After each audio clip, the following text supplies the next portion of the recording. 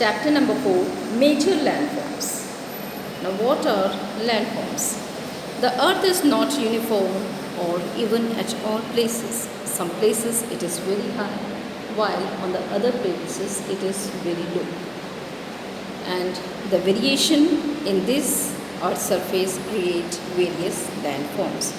तो जैसा हम जानते हैं कि पृथ्वी पर सब जगह एक जैसी भूमि नहीं है, कहीं ये बहुत ऊंची है तो कहीं ये नीची है।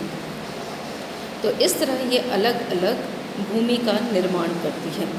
तो ये जो विभिन्नताएं हैं इस ज़मीन पर जो अलग अलग भूमि का निर्माण करती है उसे हम लैंडफॉर्म्स कहते हैं। इसका दूसरा नाम रिलीफ फीचर्स भी हैं। तो इन लैंडफॉर्म्स को हमने डिफरेंट भाग में विभाजित किया है। So some major landforms that are mountain, plateau, plain, desert and river. So coming to topic number 1, mountain. Mountain are the landforms that rise above the area around them. It is very high. तो भूमि का जो सबसे ऊंचा जो ज़मीन है, भूमि की जो सबसे ऊंची ज़मीन है उसको हम माउंटेन कहते हैं। यह आसपास के माउंटेन्स आसपास की ज़मीन से बहुत ऊंचे होते हैं।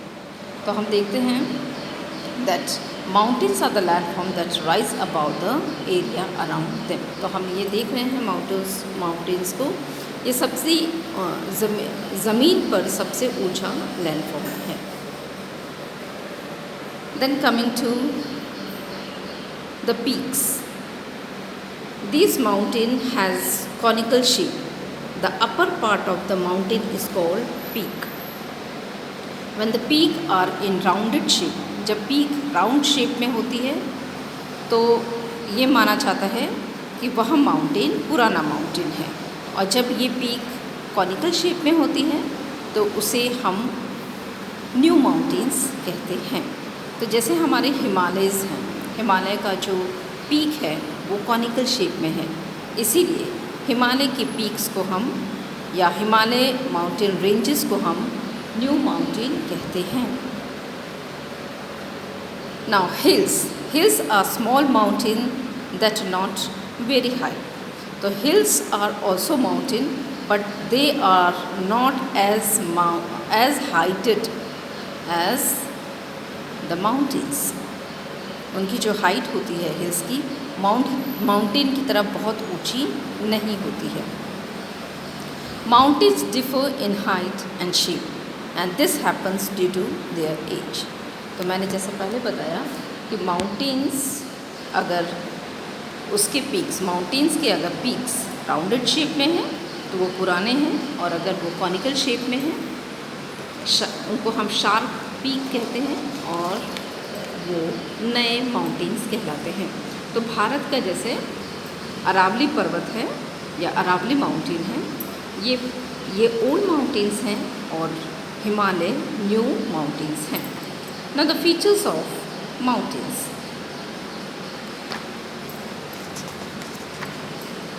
The peak of the mountain remain covered with snow for most of the year. तो ये इतने ऊंचे होते हैं, द माउंटेन्स इतने ऊंचे होते हैं that they are covered with the snow, कि वो बर्फ़ से ढके होते हैं और इस तरह बर्फ़ के पहाड़ बनाते हैं जिसे हम ग्लेशियर्स कहते हैं। And that's why there is little or no vegetation. क्योंकि ये स्नो से ढके होते हैं इसीलिए यहाँ बहुत कम वेजिटेशन होती है या ना के बराबर वेजिटेशन होती है। तो हम देख रहे हैं कि the top of the mountains are covered with snow and which has very little vegetation, and that's why the mountains have extreme weather condition. तो यहाँ की जो वेदर कंडीशन होती है वो बहुत ही क्या होती है, असहनीय होती है, ठीक है। और असहनीय होने की वजह से यहाँ जो पॉपुलेशन है थिन होती है। Okay, now mostly the people live in the foothills और at the lower part of the mountains. तो हम अक्सर देखेंगे कि माउंटेन्स में लोग तराई क्षेत्रों में रहते हैं या फिर वैलीज़ में रहते हैं। जो मोस्टली जो पॉपुलेशन हमें वैलीज़ में दिखेगी या तराई क्षेत्रों में दिखती है, the lower part of the outer Himalayas. Moreover, the mountains are so high that they are as a barrier for cold and hot winds. तो माउंटेन इतने ऊंचे होते हैं कि भारत में आने वाली ठंडी हवाओं को रोकते हैं, और भारत से मानसून हवाएं जो हॉट विंड्स कहलाती हैं, जिसमें बारिश का पानी होता है, इसको और भी नॉर्थन साइड जाने से रोकती है, और जिसकी वजह से भारत में बरसात होती रहती है। तो हम देखते हैं कि माउंटेन रीजन जो है एक तरह से हमें ठंडी हवाओं से बचाता है और हमें बारिश का पानी देता है। Mountains are the sources of rivers. तो जैसा हम जानते हैं that mountains, the top of the mountains are the glaciers, and when they melt they form the rivers. So we see perennial rivers from the mountains. So we have the perennial rivers. तो हम देखते हैं कि mountains कई reverse का source है। यहाँ से कई रिवर्स निकलती हैं, क्योंकि जब ग्लेशियर पिघलते हैं तो वो रिवर्स का फॉर्म लेते हैं, जिसकी वजह से सदाबहार रिवर्स हमें माउंटेन से मिलते हैं। Moreover, slopes of the mountains are rich in wildlife. तो जो स्लोप्स हैं माउंटेन्स के, यहाँ पे बहुत अच्छी बरसात भी होती है, जिसकी वजह से वेजिटेशन बहुत अच्छा होता है, और उसी की वजह से यहाँ एनिमल्स की वैरायटी भी बहुत है। They are also a rich source of minerals. The mountains are the rich source of minerals, and the region around mountains develop important tourist spots. तो माउंटेनरी रीजन इतने खूबसूरत होते हैं कि लोग समय बिताने के लिए, गर्मियों की छुट्टियां बिताने के लिए यहाँ जाते हैं, और इस तरह पूरी साल भर की रिफ़्रेशमेंट लेकर आते हैं। तो जब भी हम माउंटेनरी रीजन में जाते हैं और जब हम नेचुरल ब्यूटी देखते हैं, तो वो ऑटोमेटिकली हमारे हेल्थ को, हमारे फिज़िक को, मतलब हमारी बॉडी को और हमारी माइंड को पूरी तरह से रिफ़्रेश करता है, और इस तरह माउंटेनरी रीजन एक टूरिस्ट स्पॉट के रूप में डेवलप्ड रहता है, जो कि बहुत अच्छी इनकम उस प्लेस को देती है। हम देखते हैं कि माउंटेन से ही रिवर्स भी निकलती हैं। So water rivers, a river is a large natural stream of water that flows towards an ocean, a lake, sea और अनदर रिवर। तो एक नेचुरल स्ट्रीम है जो कि अक्सर पर्वतों से निकलती है, कभी कभी ये सीजनल भी होती है। तो प्लेटो रीजन में हम मोस्टली सीजनल रिवर्स देखते हैं, और ये कहीं से भी स्टार्ट हो जाती है, ओरिजिनेट हो जाती है। एक लेक से भी ये ओरिजिनेट होती हैं, और रास्ते भर उसे कई छोटी छोटी नदियाँ और बड़ा बना देती हैं। So a river is a large natural stream of water that flows towards an ocean. तो इसका काम क्या है? चलते रहना। ये तब तक चलती है जब तक ये किसी ओशन में या सी में जाके नहीं मिल जाती। A river originally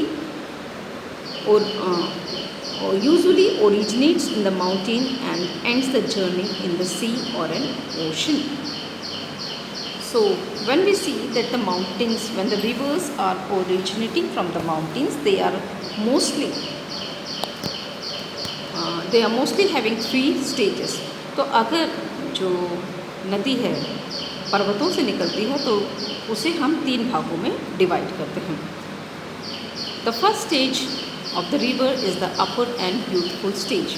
In this stage, the river flows rapidly down the mountains slopes and cut through the mountain, forming valleys, waterfalls, rapids and canyons. तो जो अपर स्टेज है उसे हम यूथफुल स्टेज कहते हैं। क्यों? क्योंकि जब ये पर्वतों से उछलती कूदती नीचे आती है तो कई तरह के फॉर्मिंग्स करती है, जैसे वैलीज बनाती है, वाटरफॉल्स बनाती है, रैपिड्स बनाती है, कैनियंस बनाती है। तो क्योंकि मनुष्य का यहाँ पे हम रिवर को एक मनुष्य की लाइफ से जोड़ते हैं, जैसा कि मानव का पहला स्टेज होता है यूथफुल स्टेज, एक चाइल्डहुड स्टेज जहाँ पे वो उछलता है, कूदता है और बहुत तेज होता है। तो उसी तरह जब वो पर्वतों से उतरती है बहुत तेज होती है और उछलती कूदती मस्ती में आगे बढ़ती है। तो यहाँ पे उसका एक रिवर को मनुष्य के साथ उसके स्टेजेस से जोड़ा गया है। Number 2, the second stage of the is the mature of the river and begins as it enters the plain. तो दूसरा स्टेज कहलाता है मैच्योर। तो आप देखेंगे जब आदमी मैच्योर होता है तो उसकी चाल में थोड़ा उसकी चाल धीमी पड़ने लगती है। ठीक है, ये उसी तरह है जब पर्वतों से होते हुए वह मैदानी रीजन में आती है तो प्लेन एरिया आ जाता है। साथ ही साथ उसके साथ कई सैंड और सिल्ट भी जुड़े होते हैं और ये सैंड और सिल्ट जुड़े होने के कारण और प्लेन एरिया होने के कारण उसकी रफ्तार में कमी होती है। तो यहाँ पे हम देखते हैं कि नदी के साथ बहुत सैंड्स और सिल्ट है और साथ ही साथ उसकी रफ्तार भी कम हो जाती है और जिस तरह वो और पूरे प्लेन एरिया में वो उसी तरह मूव करती है जहाँ पे वो थोड़ा भी स्लोपिंग्स देखती है। तो इस तरह वो एक सांप का रूप लेती है जिसे हम मिएंडर्स कहते हैं, इसे हम लूप्स भी कहते हैं। Okay, now coming to the third stage. The third stage is called the old stage. Now in this third stage we see the river is becoming very slow, and so in this way we see that in third stage the river is very slow, and before entering the sea it branches out into small streams called distributaries। तो जहाँ पे हम देखते हैं कि जब नदियाँ अपने शुरुआत के पड़ाव में होती हैं उस वक्त कई छोटी छोटी नदियाँ भी आके उसमें मिल जाती हैं, जिसकी वजह से नदी का रूप एक मेन रिवर का रूप और बड़ा हो जाता है क्योंकि उसमें और भी छोटी नदियाँ मिल जाती हैं। तो ये जो छोटी नदियाँ जो एक दूसरी नदी को और बड़ा बनाती हैं, इस छोटी नदी को हम ट्रिब्यूटरी कहते हैं।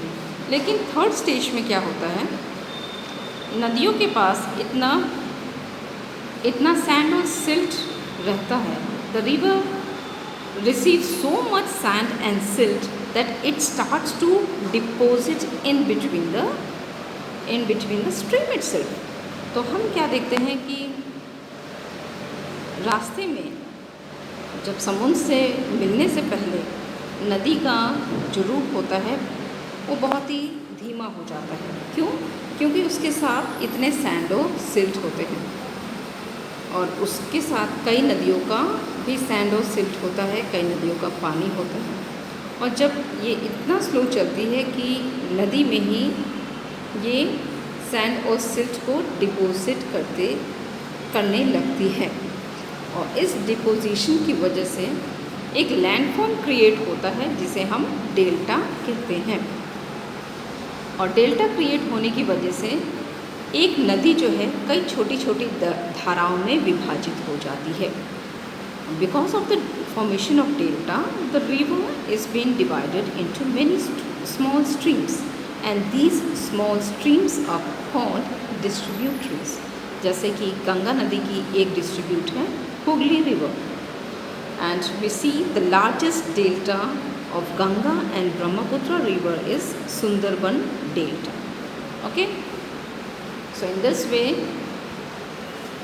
we see in the third stage the river used to meet the sea, and while meeting the sea the river completes its journey. Okay, so in third stage what it forms delta and distributaries. So this was the topic river.